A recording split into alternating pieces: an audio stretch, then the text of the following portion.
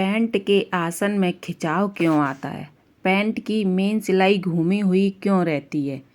और पैंट हम कैसे काटें? इन्हीं सवालों के आज बहुत ही आसान तरीके से जवाब आपको मिलने वाले हैं। तो आप लोग बने रहिए हमारे साथ हमारे वीडियो में। आज ये वाले पैंट की मैं कटिंग और सिलाई आप लोगों के साथ शेयर करने वाली हूँ। तो welcome back to my YouTube channel. कैसे हैं आप लोग? आई होप आप लोग अच्छे होंगे। एक और न्यू वीडियो में आप लोगों का बहुत बहुत स्वागत है। तो बहुत ही आसान तरीके से आज मैं आप लोगों को पैंट की कटिंग बताने वाली हूँ, जिसमें मैं अलग से आसन भी लगाऊंगी, वो भी आपको बताऊंगी किस तरह से हमें आसन लगाना है। तो चलिए चलते हैं कपड़े की तरफ और कपड़े को फैलाते हैं और उसके बाद करते हैं कटिंग। तो सबसे पहले ये कपड़ा हमारा है 2.5 मीटर, ठीक है। इसको उल्टा सीधा देख करके हम इस तरह से फोल्ड करेंगे और इस पर सबसे पहले अच्छे से करेंगे प्रेस, क्योंकि बहुत ही ज़्यादा सिकुड़न है इसमें।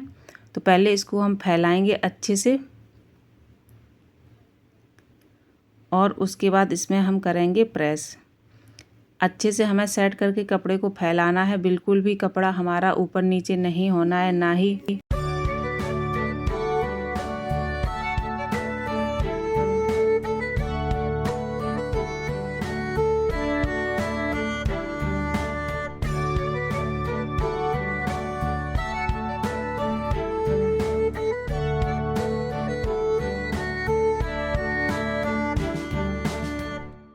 तो यहाँ पर हम पैंट के नाप से पैंट काटने वाले हैं, ठीक है।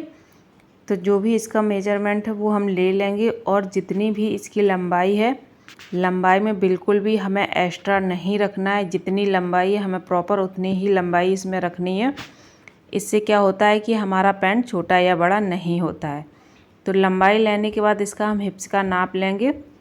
इस तरह से आप फैला करके हिप्स का नाप ले लीजिए और जो हिप्स का नाप होता है उसमें हम 2 इंच या फिर ज़्यादा हैवी पैंट है तो 3 इंच एक्स्ट्रा रखते हैं। तो यहाँ पर कपड़े को मैंने इस तरह से फैला लिया था। पीछे के पल्ले को मैंने 2 इंच एक्स्ट्रा रखा हुआ है फ्रंट साइड के पल्ले से। तो सबसे पहले हम क्या करेंगे कि नेफे के लिए यहाँ पर हम 2.5 इंच पूरे में छोड़ देंगे। 2.5 इंच पर हम इस तरह से निशान लगा लेंगे और एक लाइन बना देंगे 2.5 इंच की, ताकि जितना भी ये 2.5 इंच है वो हम अंदर नेफे में इसको फोल्ड कर दें। तो इस तरह से आपको सबसे पहले नेफा के लिए कपड़ा निकाल देना है और उसके बाद इसकी लंबाई लेनी है। तो अब लगाएंगे हम लंबाई का निशान। तो हमारे पैंट की लंबाई है 36 इंच। तो इसमें हम 36 इंच की ही लंबाई लेंगे, क्योंकि हमने ऊपर जो बेल्ट होता है उसके लिए कपड़ा पहले से ही छोड़ रखा है। नीचे जो हम बॉटम में कपड़े को फोल्ड करेंगे उसके लिए हम 2 इंच एक्स्ट्रा ले लेंगे। तो बॉटम के लिए मैंने 2 इंच एक्स्ट्रा ले लिया है। यहाँ पर भी एक लंबी लाइन खींच देंगे और इससे हमें पता चलेगा कि इतना हमें बॉटम में फोल्ड करना है सिलाई करते समय। अब हम क्या करेंगे कि हिप्स का नाप लेंगे। तो हमारे जो पैंट था उसका हिप्स था 60 इंच पूरा टोटल।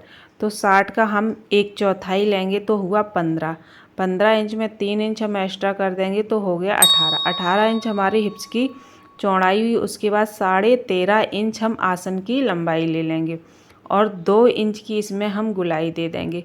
ज़्यादा गहरी हमें गुलाई नहीं देनी, क्योंकि ये आर्म होल नहीं है, इसलिए हमें इसमें ज़्यादा गुलाई गहरी नहीं देनी है, ठीक है। तो हमने 13.5 इंच यहाँ पर ले लिया है और उसके बाद हम क्या करेंगे कि 13.5 इंच जो हमारे फ्रंट साइड की सिलाई होती है उसमें भी 13.5 इंच पर एक निशान लगा लेंगे इस तरह से, ठीक है।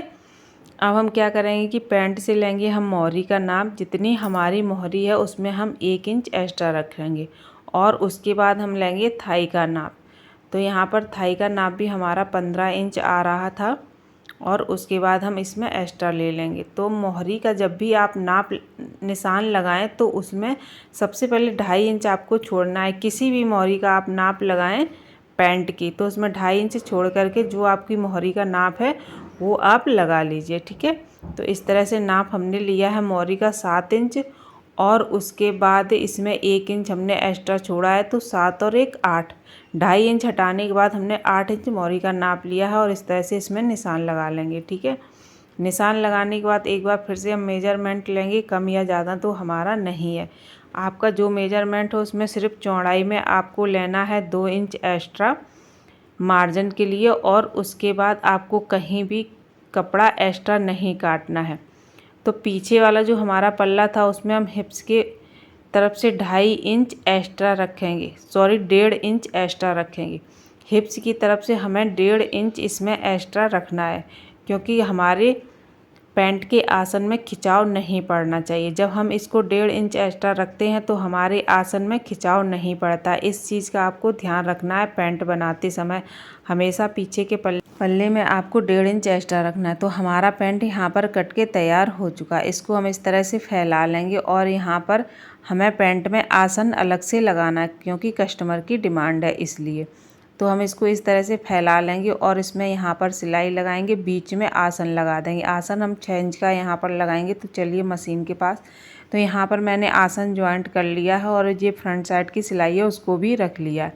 अब हमें क्या करना है कि हमारा जो पल्लू है ना फ्रंट साइड का, उसको हम लेंगे और इसमें पॉकेट लगाएंगे।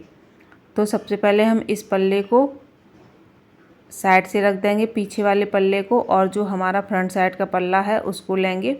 इस तरह से इसको फैला करके पहले हम इसको डबल करेंगे, ठीक है।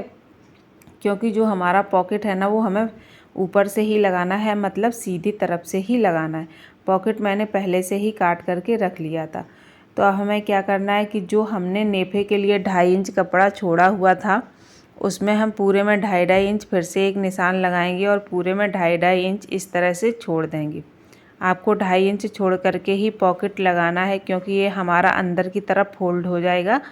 तो अगर हमने ऊपर से लगाया तो हमारा काफ़ी पॉकेट चला जाएगा, इसलिए 2.5 इंच हमें छोड़ करके लगाना है।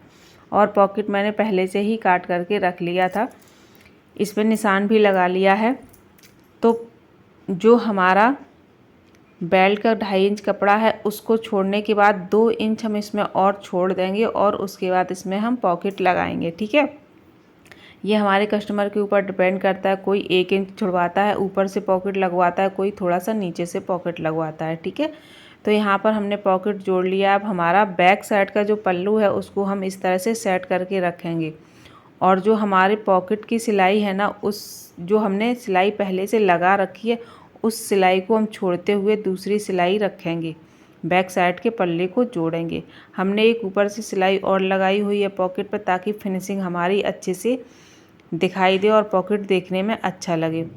तो इस तरह से हमने पॉकेट को जोड़ लिया और अच्छे से इसको हम सेट करके बैक साइड के पल्ले को भी हम इस तरह से सिलाई दोनों तरफ रख देंगे, इस वाले पैर में भी और उस वाले पैर में। तो यहाँ पर हमारी सिलाई इस तरह से रख चुकी है, ठीक है। पॉकेट भी अच्छे से जॉइंट हो चुका है। अब हम क्या करेंगे, अब हम जो हमारी साइड से सिलाई होती है उसको रखेंगे। पूरे में हम 1.5 इंच का निशान लगा लेंगे। ये निशान मैं इस तरह इसलिए लगवा रही हूँ क्योंकि हमारी जब भी सिलाई रखे तो हमारी सिलाई कहीं भी कम या ज़्यादा नहीं होनी चाहिए। अगर हमारी सिलाई किसी पैर में कम या किसी पैर में ज़्यादा हो जाती है तो फिर हमारे आसन में खिंचाव पड़ता है और बैठने उठने में हमें थोड़ी सी दिक्कत होती है। और उसके बाद हमारी जो सिलाई फ्रंट साइड की होती है वो तिरछी भी हो जाती है। तो जब भी ये वाली आप लोग सिलाई रखें तो ध्यान रखें कि 1.5 इंच में एकदम पूरा मेजरमेंट लेकर के ही निशान लगा करके आपको इसमें सिलाई रखनी है। तो ये निशान मैं डार्क कर लूँगी और डार्क करने के बाद यही सेम निशान मैं पीछे की तरफ पलट करके लगा दूँगी ठप ठप करके, ताकि हमारी सिलाई किसी भी पैंट में कम या ज़्यादा नहीं होनी चाहिए। एकदम परफेक्ट हमारी सिलाई आनी चाहिए दोनों पैर की। इस तरह से अगर हम सिलाई लगाएंगे तो हमारे आसन में बिल्कुल भी खिंचाव नहीं आएगा और हम अंदाजे से अगर सिलाई लगाएंगे तो कम या ज़्यादा हो जाएगी, जिससे हमारे आसन में खिंचाव आएगा और फिर पैंट में पूरा पैंट का जो फिनिशिंग होती है वो अच्छी नहीं लगती। अब हम इसको नेफे को इस तरह से फ़ोल्ड कर लेंगे। पहले आधा इंच फ़ोल्ड करेंगे और उसके बाद हम 2 इंच फ़ोल्ड कर लेंगे। इस तरह से नेफे को हमें अच्छे से फ़ोल्ड करना है कि नेफे में हमारे बिल्कुल भी झोल नहीं आना चाहिए। इस तरह से हमने देखिए नेफे को अच्छे से फ़ोल्ड कर लिया। मेरे नेफे में बिल्कुल कहीं भी एक भी प्लेट से नहीं पड़ी है और ना ही बिल्कुल इसमें सिलवट आई हुई है। इसके लिए आपको क्या करना है, जो हमारी 4 सिलाई होती हैं इन चारों सिलाइयों से सिलाई मिला करके ही हमें रखनी है। बिल्कुल भी हमारी सिलाई इधर उधर नहीं होनी है। चारों सिलाई से मिला करके इस तरह से हमें रखनी है। तो आपके नेफे में बिल्कुल भी सिलवट नहीं पड़ेगी, ना ही झोल आएगा, एकदम से बढ़िया नेफा बनेगा। अब हम क्या करेंगे, लास्टिक का हम नाप ले लेंगे पैंट से। जितनी हमारी पैंट की लास्टिक की लंबाई चौड़ाई है वो हम ले लेंगे इस तरह से, ठीक है। और हम लास्टिक को काट लेंगे। काटने के बाद हम सेफ्टी पिन से लास्टिक डाल देंगे और उसके ऊपर लगा लेंगे हम सिलाई। सिलाई हमें इस तरह से लगानी है, जितना हमारी लास्टिक खींचे उतना खींच करके हमें इसमें सिलाई लगा लेनी है। बिल्कुल भी हमें लूज नहीं करना है। जितना हमारा खिंच रहा है, खिंचाव आ रहा है, उतनी खींच करके हम इसमें लास्टिक में सिलाई लगा लेंगे। इससे ये होता है कि लास्टिक हमारी अच्छे से सेट हो जाती है, इधर उधर नहीं खसकती। लास्टिक के ऊपर एक आपको ज़रूर सिलाई लगानी है। तो इस तरह से लास्टिक डालने के बाद हमने इसके ऊपर सिलाई लगा ली। आप देख सकते हैं कितना बढ़िया सा हमारा पैंट फिनिशिंग के साथ बन कर के तैयार हो गया। अभी मैंने इसके ऊपर प्रेस नहीं की है। बहुत ही प्यारा, बहुत ही सुंदर सा पैंट बन कर के तैयार हुआ है, आप लोग देख सकते हैं। इसमें हमने एक्स्ट्रा आसन भी लगाया हुआ है, अलग से पॉकेट भी लगा हुआ है, लास्टिक के ऊपर सिलाई भी रखी हुई है और यहाँ पर पॉकेट भी लगाया हुआ है। तो बहुत ही प्यारा सा सुंदर सा पैंट हमारा बन कर के तैयार हुआ है। एक एक चीज़ में बहुत बढ़िया सी फिनिशिंग आई हुई है। इस मेथड से अगर आप लोग पैंट बनाएंगे तो बहुत अच्छा पैंट बन कर के तैयार होगा। आप लोग देख सकते हैं कितना अच्छा पैंट बना हुआ है। आई होप आप लोगों को आज का वीडियो बहुत ही ज़्यादा यूजफुल रहा होगा, हेल्पफुल रहा होगा। तो आप इस तरह से पैंट की कटिंग और सिलाई करेंगे तो आपका एकदम से परफेक्ट पैंट बन कर के तैयार होगा। बिल्कुल भी पैंट में कहीं भी झोल वगैरह नहीं आया होगा। अगर कटिंग स्टिचिंग पसंद आई तो प्लीज़ ज़्यादा से ज़्यादा वीडियो को शेयर ज़रूर करना। Thank you for the watching.